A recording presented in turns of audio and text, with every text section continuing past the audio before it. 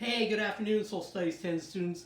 This is Mr. Flynn with some History Minutes with Mr. Flynn. I'm going to try to do a few of these over the rest of the semester just to give you some information about stuff that I wanted to teach you throughout the semester. So many of you saw this cup on my desk and asked me questions about it. What's this cup? And I told you, I said, hey, this is a Pythagoras cup. But I didn't really tell you much about it. I wanted to say, I told you I wanted to wait to get to ancient Greece before I give you any information about this. So let me demonstrate first and tell a story before I tell you all about how the cup works. So way back in ancient Greek times, there was a guy named Pythagoras. Yes, the same Pythagoras with the Pythagoras theorem.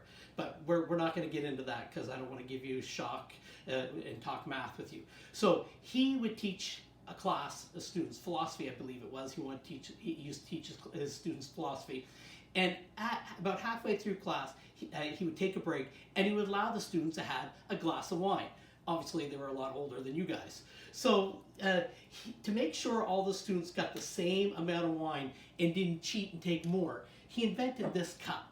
Now the cup, you'll notice there's a line right here, all around the rim here. So the students were told to fill the cup to that point with wine. So the students would fill it up.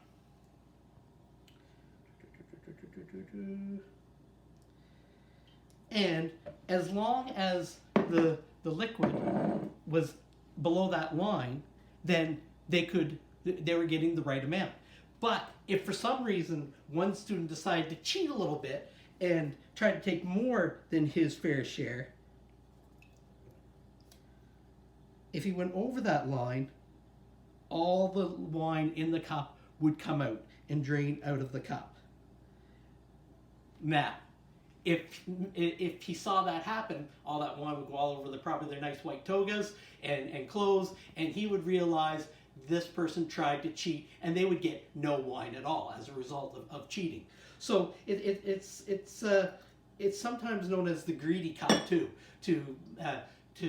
as a lesson on what greed gets you. Sometimes it takes everything away.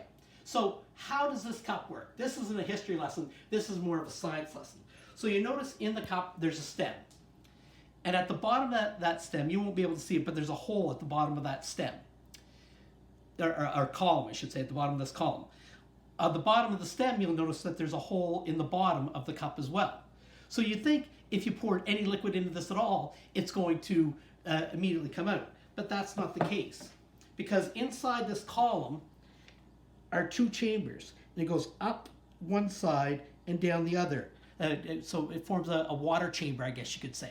So when you pour the water or liquid or wine, whatever you're pouring in there, as long as it doesn't go over the top of the stem within the column, then all the liquid is going to stay in the cup. But as soon as you go over the column, then that's going to cause the liquid to go over that stem and leak out through the bottom. And that causes a siphon to take place, and that draws all the liquid out of the cup, just like a straw would. If you're sucking on the straw, it would draw all the liquid out. Well, this causes a siphon that causes all the liquid to come out and down and out the bottom of the cup. So again, as long as you are not too greedy and taking more than your fair share, it's a good thing this isn't toilet paper, you're good. You can fill your cup, but as soon as you take more than you should, there goes all your prize right there. So that's called the Pythagoras cup. Hopefully I'll have a few more lessons for you. I think gladiators will be next. That should be fun. So until then, this is Mr. Flynn signing off, and hopefully see you very soon.